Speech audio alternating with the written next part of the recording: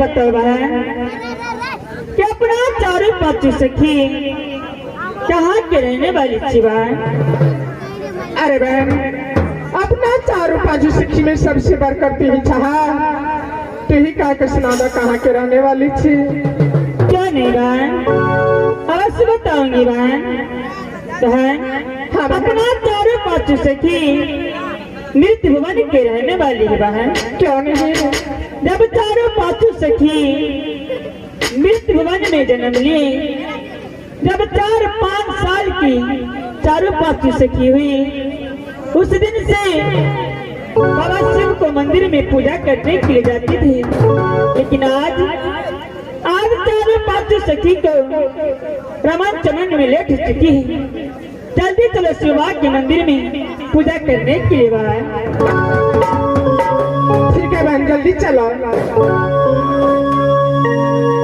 क्यों नहीं बहन, चारों पांचों सखी मिल करके शिवा को अवश्य पूजा करेंगे। यहाँ से चलो बाहर।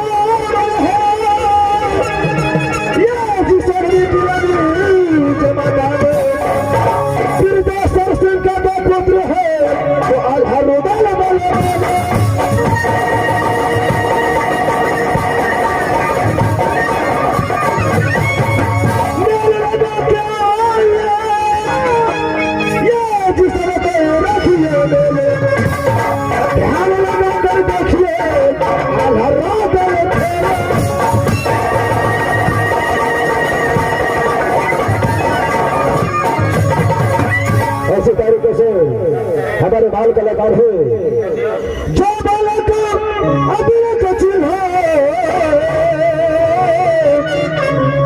माता पिता गुरुदेव ने ऐसे तरीके से हमारे बाल कलाकार हैं। अगर कोई छोट मोट गलती भी हो जाए तो अपने बच्चे समझ करके क्षमा कर दीजिएगा। कृपया खेल पर ध्यान दीजिएगा।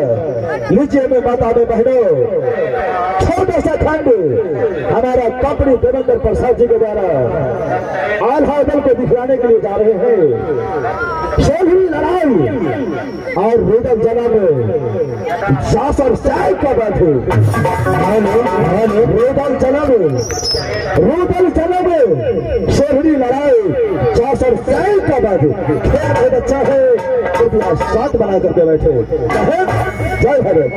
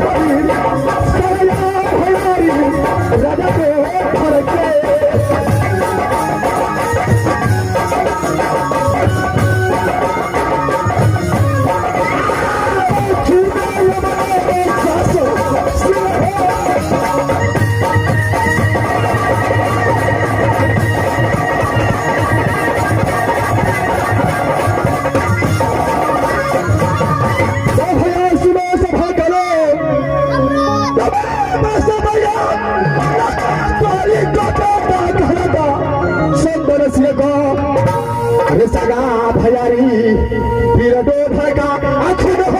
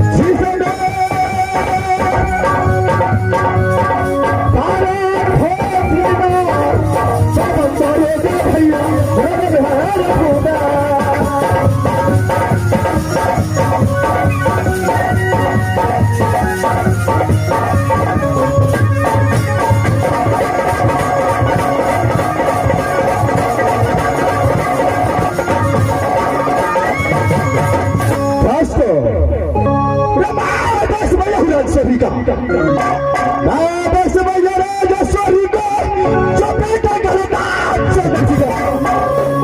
सगा भयारी हूँ ढोलर का छोटे भाई का नाम ढोलर से बनता है तो तुझे बिरजा सरता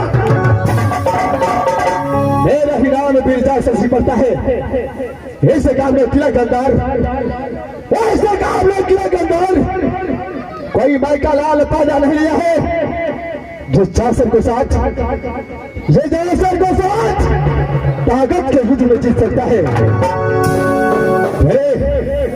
मैं जागो से एक पुत्र पैदा लिया है जो इस पुत्र का नाम वही आल्हा सिंह पड़ता है। लेकिन सोचने वाली बात है न जाने कितने वर्षों से मैं अपने नारी उड़ियल के बाड़ी को पास नहीं गया जिसका नाम है दौला। अरे हाल इस समाचार भी नहीं पूछ सका। इस समय मैं यहाँ से अपने नारी दौला को पास चलता हूँ और उससे कुछ समाचार पूछूंगा और उसका बात होगा।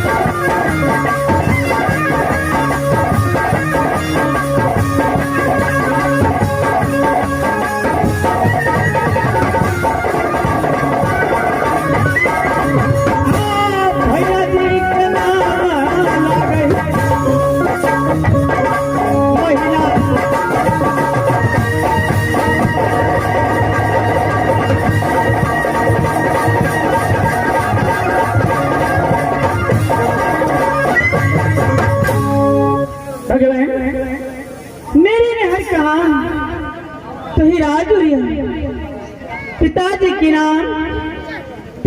के नाम राजा बेली सिंह कि माता जी के नाम पड़ती है सती राधा।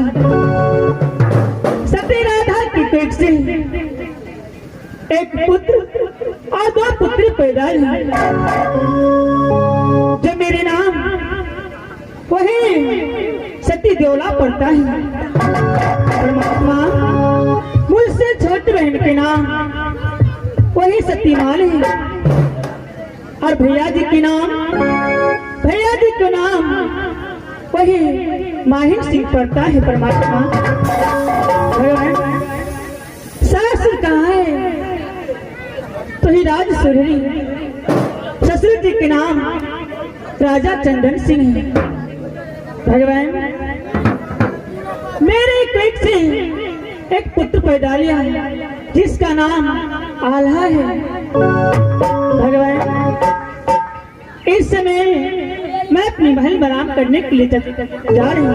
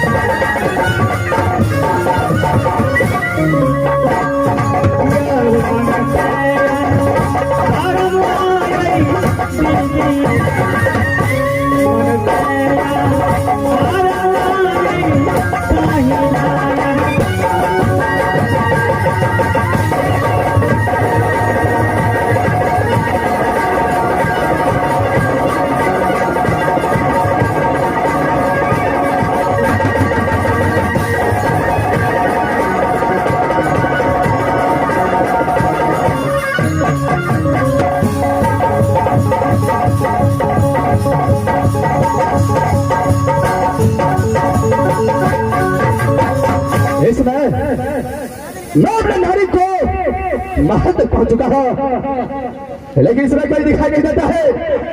अरे हाँ, कोई दरबार में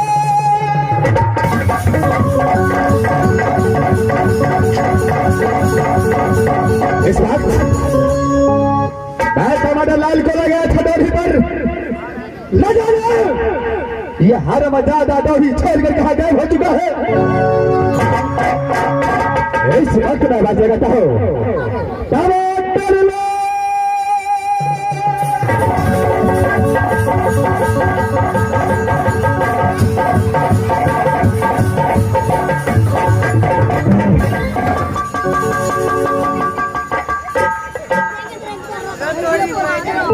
मास्टर, ये कथी है?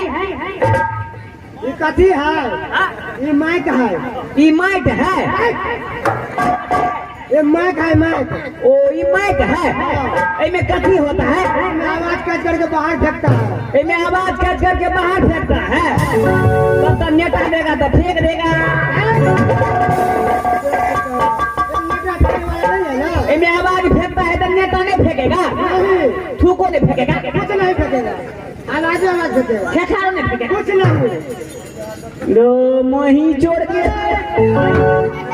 मास्टर हम कलिए सब कुछ फेंक देते हैं। मास्टर कब तक से चालू करिए गो?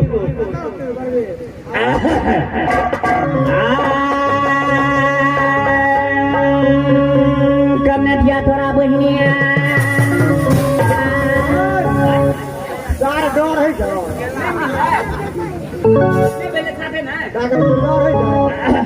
नहीं, गलता हो गई, गलता हो गई, गलती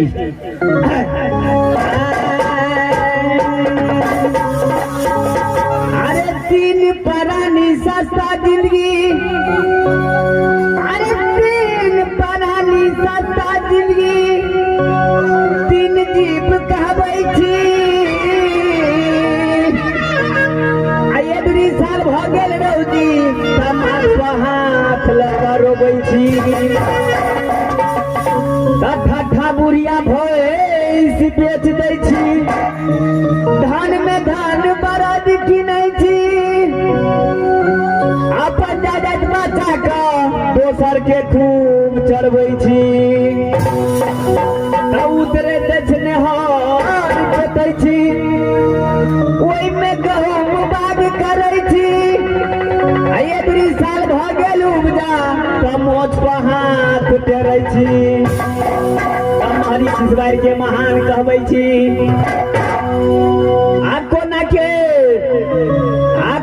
पकेबै रसगुल्ला तो है अल्लाह को ना पकेबै रसगुल्ला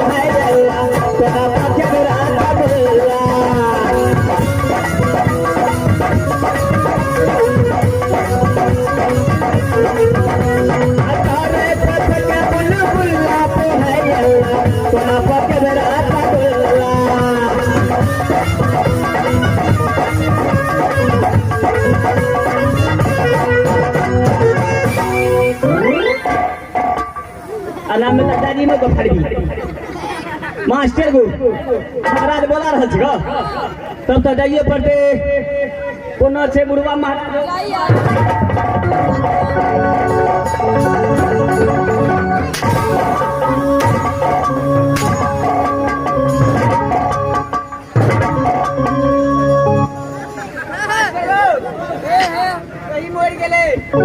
क्या हो भादो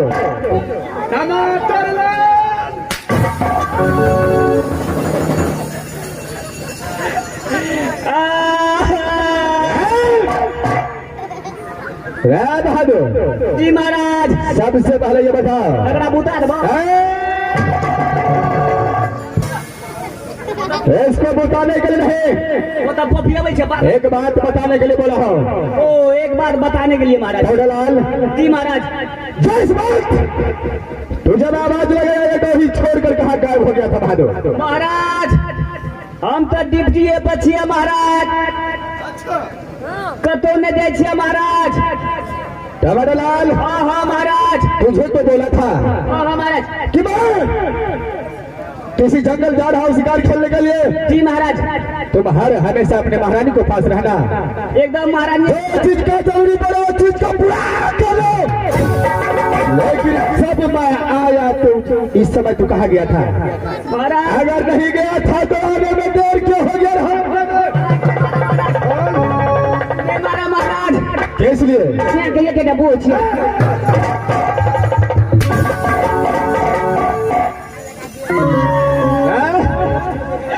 तो मार दहाई औरत है बड़ लगे छे ना में नहा वाला सब होइसला जब यहाँ छापड़ी चौकड़ी वाला सबसे पहले ये राज सोधी का समाचार सुना कैसा है राज सोधी के हाथ समाचार अच्छा तरह से बढ़िया तरह से चलता है महाराज कोई चीज की दिक्कत नहीं है महाराज ये बताओ इस समय तुम्हारा महारानी कहाँ है महाराज महारानी जी अभी महल में है महाराज जाओ उसे बुला करके ले आओ उसको जाओ करके बोल दो इस समय महाराज 4 सब आया है महारानी जी के जाकर बुलावा पड़ते महाराज तो देखिए महाराज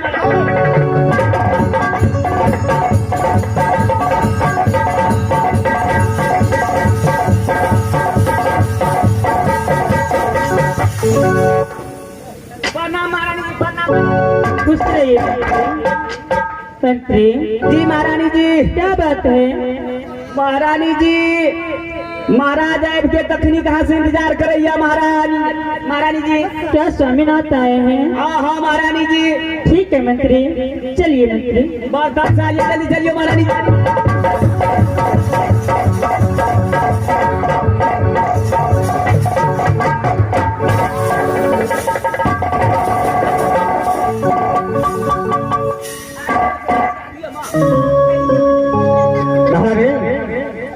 बोलिए स्वामीनाथ इस समय सबसे पहले तू अपना समाचार सुना कैसा है स्वामी मेरे समाचार अच्छी है अपना समाचार बताइए कैसे रहते हैं रानी मेरा समाचार ये माँ दुर्गा का कृपा से मेरा समाचार बहुत अच्छा चल रहा है। नारी, बोलिए। इस समय तुझे ये राजस्वरी के अंदर कोई चीज का कमी तो नहीं है? कोई चीज का कमी तो नहीं है स्वामीनाथ, लेकिन आप तो जानते हैं कि मेरे गर्भ में 8 मास की बच्चे पल रहे हैं। स्वामीनाथ, बोलो नारी। तेरा दिल बहुत घबराता है, क्या? बहुत डर लगता है स्वामी। क्या समय जो तेरा घर में बच्चा पल रहा है उस बच्चे से तुझे डर लगता है? नारी, स्वामी, अरे डरती क्या है? जब माँ दुर्गा हमारे साथ है तो तुझे कुछ नहीं होगा। नहीं स्वामी, जब तक बच्चे जन्म नहीं ले लेते तब तक आप मुझे छोड़कर कहीं मत जाइए स्वामी।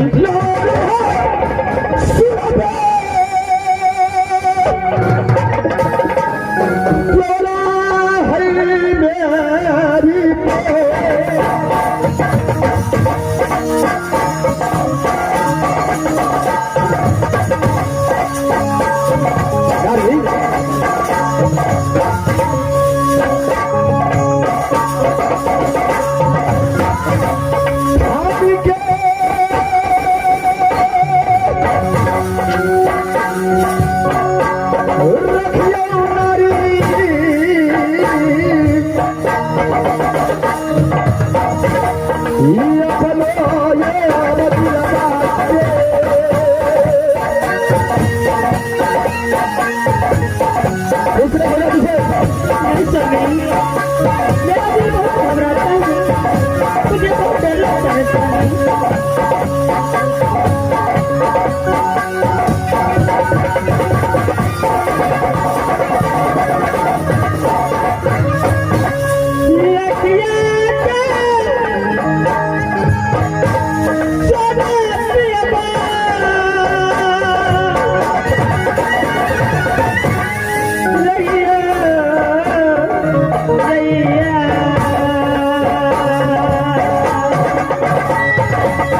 स्वामी, आप मुझे छोड़ के मत जाइए, मेरे पास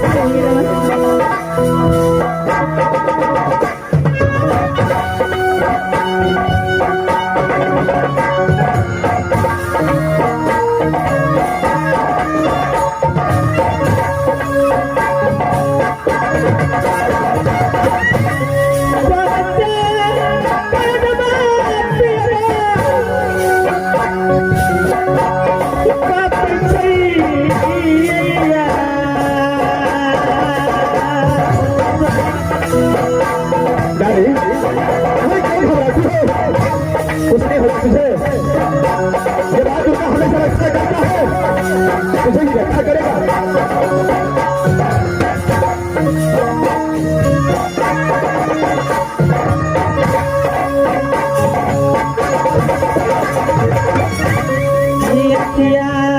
सो जा बलवा,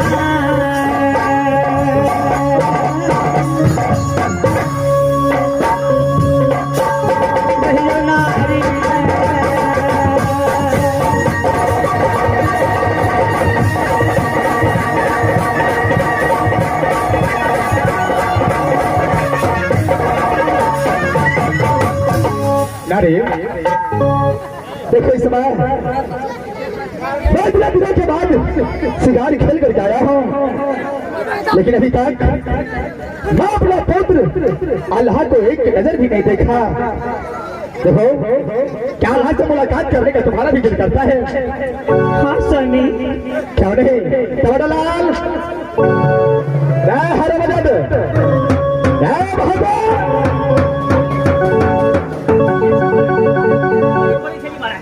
क्या करता था महाराज? मैं गोली भोरे गोली होता या गोरी होता है? गोली भोरे छलिए महाराज। अच्छा, अबे ये गोली के समाचार इंसार करने दिया कहा लगे महाराज। अमरलाल, इस समय तुम जाओ जी महाराज। मेरे बड़े बेटा जो जो आभासी है जी महाराज। उसे जाकर के कहना कि राजशरी के अंदर तेरा माँ पिता तुझे याद किया है। अल्लाह महाराज के पास जा पाते महाराज। कहने रहो जैसे महाराज। शाह बहादुर यहाँ से अरे कब तक चलिए। चलो दोनों व्यक्ति मिलकर गलाट करते हैं।